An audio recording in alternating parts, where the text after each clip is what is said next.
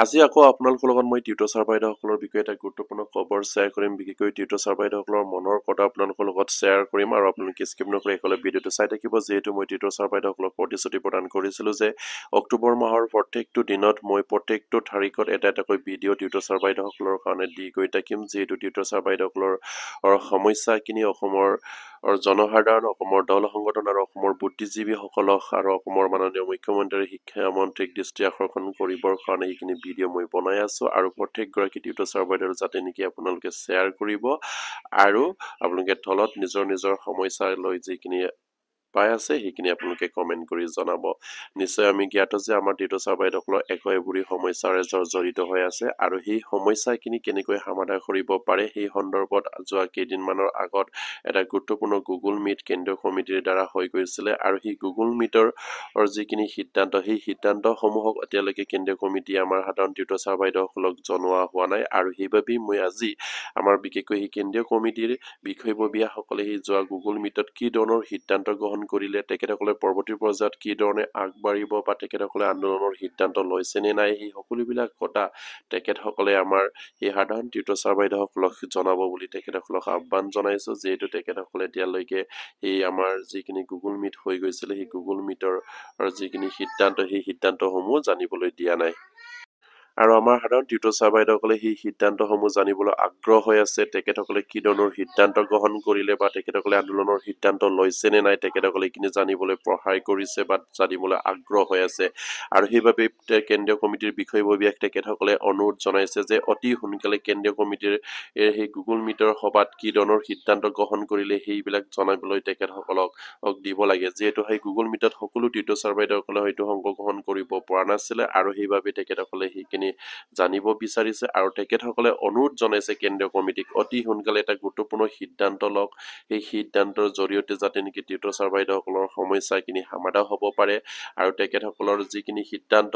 এতিয়া যিখিনি সিদ্ধান্ত ল'বলৈ তেখেতসকলে অনুৰোধ জনাইছে নহয় যিহেতু মাননীয় মুখ্যমন্ত্ৰী আৰু শিক্ষামন্ত্ৰীয়ে যিহেতু আমাৰ সেই সমস্যাক লৈ গুৰুত্ব প্ৰদান কৰা হোৱা নাই আৰু সেইবাবে এতিয়া তেখেতসকলক তীব্ৰভাৱে বা জংগী এটা আন্দোলনৰ সিদ্ধান্ত গ্ৰহণ কৰিবৰ কাৰণে বিনম্ৰভাৱে অনুৰোধ জনাইছে আৰু সেই আন্দোলনত অসমৰ চুকে কোণে থকা LPৰ পৰা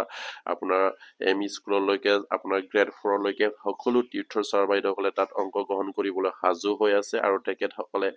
সেইবাবে কেন্দ্ৰীয় কমিটিৰ পৰা জানিব বিচাৰিছে যে তেখেতসকলৰ আন্দোলনৰ দিন তাৰিখ কিবা সিদ্ধান্ত লৈছে নে নাই বা সেইখিনি এতিয়ালৈকে কিয় জানিবলৈ দিয়া হোৱা নাই আৰু সেইবাবে কেন্দ্ৰীয় কমিটিক মই অনুৰোধ জনাম আপোনালোকে অতি সোনকালে সেই যিখিনি সিদ্ধান্ত গ্ৰহণ কৰিলে বা পৰৱৰ্তী পৰ্যায়ত কি ধৰণৰ সিদ্ধান্ত লৈছে সেইখিনি আমাৰ সাধাৰণ টিউটৰ ছাৰ বাইদেউসকলক জানিবলৈ দিয়ে যেন বা আপোনালোকৰ যিখিনি সিদ্ধান্তসমূহ সেই সিদ্ধান্তসমূহ আপোনালোকে ৰাইজৰ আগত প্ৰকাশ কৰে যেন সেয়ে আপোনালোকলৈ আমাৰ টিউটৰ ছাৰ বাইদেউসকলৰ পৰা বিনম্ৰভাৱে অনুৰোধ জনাইছে আমাৰ কেন্দ্ৰীয় কমিটিৰ বিষয়ববীয়ালৈ আৰু নিশ্চয়কৈ আমি জ্ঞাত যে আমাৰ টিউটৰ ছাৰ বাইদেউসকলৰ সমস্যাখিনি কিমান হৈ আছে সেই সমস্যাখিনি যিহেতু মাননীয় মুখ্যমন্ত্ৰী শিক্ষামন্ত্ৰীয়ে বাৰম্বাৰকৈ প্ৰতিশ্ৰুতি প্ৰদান কৰি আহিছিলে 1 অক্টোবৰ তাৰিখৰ পৰা টিউটৰৰ দৰমহা বৃদ্ধি হ'ব সমস্যাখিনি সমাধান কৰা হ'ব যিসকল কোৱালিফাইড টিউটৰ ছাৰ বাইদেউসকল আছে তেখেতসকলক আপগ্ৰেড কৰা হ'ব কিন্তু সেই আপগ্ৰেডৰ প্ৰচেছ কিবা হৈছে নে নাই এতিয়ালৈকে আমাৰ টিউটৰ ছাৰ বাইদেউসকলে গম পোৱা নাই বা দৰমহা বৃদ্ধিৰ কিবা নটিচ ওলাবনে নাই বা দৰমহা বৃদ্ধিৰ কিবা কাম চলিছে নাই সেইখিনিও তেখেতসকলে জানিবলৈ পোৱা নাই যিহেতু অফিচিয়েলি বা বিভাগীয়ভাৱে তেখেতসকলে খবৰ কৰিলে নিশ্চয়কৈ বিভাগ বা অফিচিয়েলিৰ পৰা তেখেতসকলে জানিবলৈ পাইছে যে এতিয়ালৈকে কোনো এটা সিদ্ধান্ত গ্ৰহণ কৰা নাই দৰমহা বৃদ্ধিৰ সন্দৰ্ভত বা অসম চৰকাৰৰ ফালৰ পৰা কোনো এটা নটিচ অহা নাই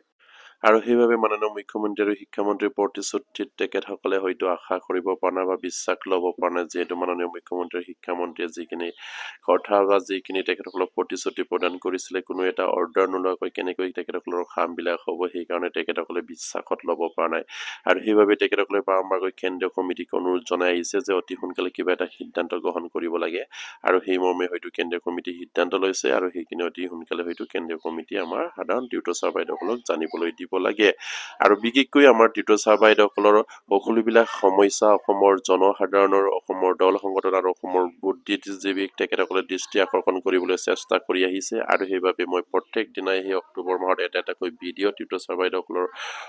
হৈ দি আছো আৰু সেইবাবে মই অসমৰ জনসাধাৰণক অনুৰোধ কৰিম আপোনালোকে যদি আমাৰ ভিডিঅ'বিলাক চাই আছে তেনেহ'লে নিশ্চয়কৈ আমাৰ সেই টিউটৰ ছাৰ বাইদেউসকলৰ সমস্যাৰ প্ৰতি আপোনালোকে কিবা এটা নহয় কিবা এটা মাননীয় মুখ্যমন্ত্ৰী আৰু শিক্ষামন্ত্ৰীলৈ আপোনালোকৰ বাৰ্তা প্ৰেৰণ কৰক বা আপোনালোকে ছ'চিয়েল মিডিয়াৰ যোগেদি তেখেতসকলৰ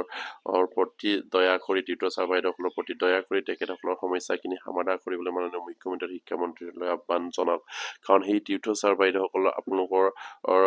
গড় এখন সমাজৰ পৰা সৃষ্টি হোৱা কাৰণ প্ৰত্যেকটো কোনোবা এটা অঞ্চলত হয়তো কোনোবা চৰকাৰী বিদ্যালয় যিখিনি অঞ্চলত নাছিল তেতিয়া ৰাইজে সেই শিক্ষানুষ্ঠানবিলাকক গঢ় দি সেই শিক্ষক কৰ্মচাৰীসকলক তাত নিযুক্তি প্ৰদান কৰিছিলে আৰু সেই শিক্ষক কৰ্মচাৰীসকলে এদিন তেখেতসকলক চৰকাৰী শিক্ষক হিচাপে নিযুক্তি প্ৰদান কৰিব বা আপগ্ৰেড কৰিব সেই আশাত তেখেতসকলে সেই শিক্ষা অনুষ্ঠানত দুখীয়া ছাত্ৰ ছাত্ৰীক হাজাৰ হাজাৰ ল'ৰা ছোৱালীক বিনামূলীয়াকৈ পাঠদান দি আহিছিলে আৰু তেখেতসকলৰ পাৰিকীকৰণৰ নামত টিউটৰ সজালে অসম চৰকাৰে আৰু সেয়া কেতিয়াও গ্ৰহণযোগ্য হোৱা নাই আৰু সেইবাবেই আমাৰ সেই টিউটৰ ছাৰ বাইদেউসকলে এতিয়া তেখেতসকলৰ প্ৰতি অসমৰ জনসাধাৰণে তেখেতসকলৰ সমস্যাৰ প্ৰতি সজাগ হৈ এষাৰ হ'লেও মাত মাতি দিব লাগে কাৰণ সেই টিউটৰ ছাৰ বাইদেউসকলে সমাজৰ কাৰণে বহুতো কাম কৰিছে কাৰণ তেখেতসকলে বিনামূলীয়াকৈ হাজাৰ হাজাৰ ছাত্ৰ ছাত্ৰীক তেখেতসকলে পাঠদান দি আহিছিলে দুখীয়া ল'ৰা ছোৱালী ছাত্ৰ ছাত্ৰীক তেখেতসকলে এখন অঞ্চলত যিকোনো অঞ্চলত চৰকাৰী স্কুলে ঢুকি পোৱা নাছিলে তাত তেখেতসকলে শিক্ষা অনুষ্ঠান কৰি সেই অঞ্চলৰ ছাত্ৰ ছাত্ৰীসকলক বিনামূলীয়াকৈ পাঠদান কৰি তেখেতসকলে সেইখিনি পোহৰ বিলাই আহিছিলে আৰু সেইবাবে তেখেতসকলৰ হৈ এতিয়া অসমৰ জনসাধাৰণে বা সেই অঞ্চলৰ মানুহে তেখেতসকলৰ হৈ এটা হ'লেও মাত মাতি দিব লাগে বা অসম চৰকাৰৰ মাননীয় মুখ্যমন্ত্ৰী শিক্ষামন্ত্ৰীক অনুৰোধ জনাব লাগে যে এই টিউটৰ ছাৰ বাইদেউসকলক টিউটৰ হিচাপে নিযুক্তি প্ৰদান কৰিব নালাগিছিলে আপোনালোকে শিক্ষক হিচাপে নিযুক্তি প্ৰদান কৰিব লাগিছিলে আৰু সেয়ে আপোনালোকে ভুল কৰিছে আৰু সেইখিনি ভুল শুধৰণি কৰি যাতে নেকি তেখেতসকলক টিউটৰ বা টিচাৰ আপগ্ৰেড কৰা এটা ব্যৱস্থা কৰে সেয়া আপোনালোকে অন্ততঃ মাননীয় মুখ্যমন্ত্ৰী শিক্ষামন্ত্ৰী বা অসম চৰকাৰক এটা অনুৰোধ জনাব লাগে আৰু সেয়ে বুলি মই ভাবো যিহেতু সেই মহান শিক্ষক কৰ্মচাৰীসকলে ৰাইজৰ হৈ সাধাৰণ ছাত্ৰ ছাত্ৰীৰ হৈ তেখেতসকলে কাম কৰি আহিছিলে বা সাধাৰণ ছাত্ৰ ছাত্ৰীক তেখেতসকলে বিনামূলীয়াকৈ পাঠদান কৰি আহিছিলে ইয়াৰ যিখিনি মূল্য তেখেতসকলে চৰকাৰীকৰণ বিচাৰিছিলে অসম চৰকাৰৰ পৰা কিন্তু চৰকাৰীকৰণৰ নামত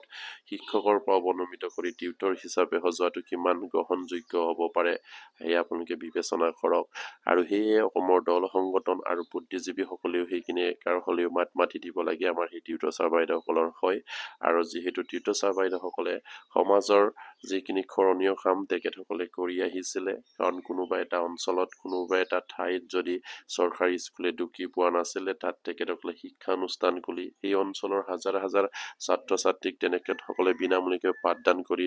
আৰু যিখিনি মূল্য পাব লাগিছিলে বা যিখিনি মূল্য অসম চৰকাৰৰ পৰা বিচাৰিছিলে কিন্তু তেখেতসকলে টিউটৰ হিচাপে সেই মূল্য দিয়াটো কেতিয়াও গ্ৰহণযোগ্য হোৱা নাই আৰু সেইবাবে অসমৰ দল সংগঠন বুদ্ধিজীৱীসকলেও সেই টিউটৰ ছাৰ বাইদেউসকলৰ সমস্যাৰ প্ৰতি এষাৰ অসম চৰকাৰ বা শিক্ষা বিভাগ বা মাননীয় মুখ্যমন্ত্ৰীক তেখেতসকলে অনুৰোধ জনাব লাগে যাতে নেকি এইখিনি সমস্যা সমাধান কৰি দিয়ক আৰু সেয়া প্ৰতিগৰাকী টিউটৰ গুৰুৱে নিশ্চয়কৈ সেইবিলাক ভিডিঅ' শ্বেয়াৰ কৰিব যাতে নেকি অসমৰ জনসাধাৰণ অসমৰ দল সংগঠন অসমৰ বুদ্ধিজীৱীয়ে যাতে নেকি গম পায় আৰু বিশেষকৈ আমাৰ মাননীয় মুখ্যমন্ত্ৰী শিক্ষামন্ত্ৰী খান চাব পাৰে যিহেতু বৰ্তমান সময়ত আমাৰ টিউটৰ ছাৰ বাইদেউসকলৰ এদিন বা এক ছেকেণ্ডো বহি থকাৰ সময় নাই এই সময়খিনিত আপোনালোকে যুদ্ধকালীনভাৱে কাম কৰি যাব লাগিব আপোনালোকৰ সমস্যাখিনি কোনটো পথেৰে কোনটো গতিৰে গ'লে সমস্যা সমাধান হ'ব পাৰে সেইখিনি আপোনালোকে বিচাৰিব লাগিব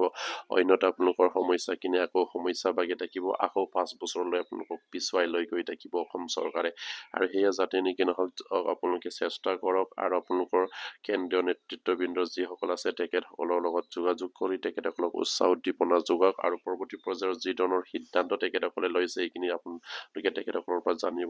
জানিবলৈ চেষ্টা কৰক আৰু তেখেতসকলে যদিহে কোনোবা এটা ষ্টেপ যদি ল'বলৈ গৈ আছে তাত আপোনালোকে সহায় সহযোগিতা আগবঢ়াওক যিহেতু মই কৈ আহিছো আপোনালোকৰ নিজৰ সমস্যাৰ প্ৰতি নিজে মাত নাপাতিলে কোনো এটা মানুহে আপোনাৰ প্ৰতি হয়তো মাত নামাতিব আৰু সেইবাবে 9000 টিউটৰ ছাৰ বাইদেউসকল ওলাই আহিব লাগিব আৰু তাতে যদি 4th গ্ৰেডৰ টিউটৰ ছাৰ আমাৰ কৰ্মচাৰীসকলক যদি প্লাছ কৰি দিয়ে নিশ্চয়কৈ 10,000লৈ পাৰ হ'ব আৰু সেইবাবে আপোনাৰ এলফিৰ পৰা এম স্কুললৈকে যিমানখিনি টিউটৰ আৰু আমাৰ গ্ৰেড 4 কৰ্মচাৰী আছে আপোনালোকে একেলগ হৈ মাত মাতিব লাগিব আৰু আপোনালোকে ওলাই আহক আৰু আপোনালোকৰ যিখিনি 10,000 বা 11,000 হওক সকলো এজনো বহি নেথাকি প্ৰত্যেকেই ওলাই আহিব লাগিব আৰু মই আগৰ ভিডিঅ'ত যেহেতু কৈছিলো অসম চৰকাৰে আপোনালোকৰ সেই 10,000 বা 11,000 টিউটৰ ছাৰ বাইদেউসকলক একেলগে চাব বিচাৰিছে ৰাজপথত বা একেলগে আপোনালোকৰ হৈ আলোচনা কৰিব বিচাৰিছে যেহেতু আপোনালোকৰ প্ৰতিনিধি পঠোৱাৰ পাছতো তেখেতসকলে আলোচনাত বহোৱা নাই বা তেখেতসকলক গুৰুত্ব প্ৰদান কৰা নাই আৰু সেইবাবে প্ৰত্যেক গৰাকীৰ লগত তেখেতসকলে হয়তো অসম চৰকাৰৰ মুখ্যমন্ত্ৰী আৰু শিক্ষামন্ত্ৰী আলোচনা কৰিব বিচাৰিছে সেইবাবে আপোনালোকে ওলাই আহক আৰু ৰাজপথত আপোনাৰ সমস্যাৰ প্ৰতি আপোনালোকে জনাওক অসমৰ জনসাধাৰণ অসমৰ দল সংগঠন অসমৰ বুদ্ধিজীৱীৰ লগত আলোচনা কৰি কিদৰে সমাধান কৰিব পাৰে সেই এটা ৰাস্তা বিচাৰক সেই আপোনালোকলৈ মই অনুৰোধ জনাইছো আৰু প্ৰতিগৰাকী টিউটৰ কৰি যাতে নেকি আমাৰ ভিডিঅ'বিলাক শ্বেয়াৰ কৰে যাতে নেকি আমাৰ অসমৰ চুকে কোণে থকা জনসাধাৰণৰ কাণত পৰে বা চকুত পৰে অসমৰ দল সংগঠন অসমৰ বুদ্ধিজীৱী বাৰম্বাৰকৈ মই আপোনালোকক কৈ আহিছো সেইবাবেই কৈ আহিছো কাৰণ আপোনালোকৰ সমস্যাটো সঁচাকৈ এটা গুৰুত্বপূৰ্ণ সমস্যা যিটো সমস্যা হৈ আছে সেইখিনি হয়তো কোনো এটা আপোনাৰ চৰকাৰী কৰ্মচাৰীৰ লগত এনেধৰণৰ সমস্যা নহয় কিন্তু আপোনালোকৰ লগত নামত চৰকাৰী কৰ্মচাৰী হিচাপে আপোনালোকৰ পাইছে কিন্তু কামত হোৱা নাই আৰু সেইবাবে আপোনালোকে এইখিনি কাম কৰিবই লাগিব বা সেইদৰে আপোনালোকে আগবাঢ়িবই লাগিব আৰু কেন্দ্ৰীয় কমিটিকো মই অনুৰোধ জনাইছো টিউটৰ ছাৰ বাইদেউৰ কেন্দ্ৰীয় কমিটিক আপোনালোকে যোৱা গুগল মিটত কি ধৰণৰ সিদ্ধান্ত গ্ৰহণ কৰিলে সেইখিনি সাধাৰণ ৰাইজক জানিবলৈ দিয়ক আৰু আপোনালোকে তেখেতসকলক প্ৰকাশ কৰক বা জনাওক আগতীয়াকৈ তেখেতসকলক সাজু হৈ থাকিবলৈ আপোনালোকে তেখেতসকলক অনুৰোধ জনাওক আৰু কেন্দ্ৰীয় কমিটিক নিশ্চয়কৈ আমাৰ যিসকল সাধাৰণ টিউটৰ ছাৰ বাইদেউসকল আছে আপোনালোকে আৰ্থিকভাৱে তেখেতসকলক সহায় সহযোগিতা আগবঢ়াওক যিহেতু এখন সন্থা চলিবৰ কাৰণে বা এখন কেন্দ্ৰীয় কমিটিৰ যিখিনি সন্থা সেইখিনি আগবাঢ়ি যাবৰ কাৰণে হয়তো আৰ্থিকৰ অসুবিধা হ'লে সেইখিনি কেতিয়াও আগবাঢ়ি যাব নোৱাৰে আৰু সেইবাবে আপোনালোকে তেখেতসকলক আৰ্থিক যিখিনি আপোনালোকৰ সহায় সহযোগিতা লাগে সেইখিনি আপোনালোকে তেখেতসকলক প্ৰদান কৰক আৰু আগবাঢ়ি যোৱাত সহায় কৰক সেই আপোনালোকক কামনা কৰিছো আৰু প্ৰতিগৰাকী টিউটৰ গৈ যাতে নেকি আমাৰ ভিডিঅ'বিলাক শ্বেয়াৰ কৰিব বুলি আশা ৰাখিলো আৰু অসমৰ জনসাধাৰণে যদি কোনোবা চাই আছে তেনেহ'লে নিশ্চয়কৈ টিউটৰ হৈ হ'লে আপোনালোকে মাতক টিউটৰ হৈ একে হ'লেও আপোনালোকে কওক সেই আপোনালোকলৈ অনুৰোধ থাকিল আৰু আজিৰ ভিডিঅ'টো মই শেষ কৰিলো নমস্কাৰ জয় আইকম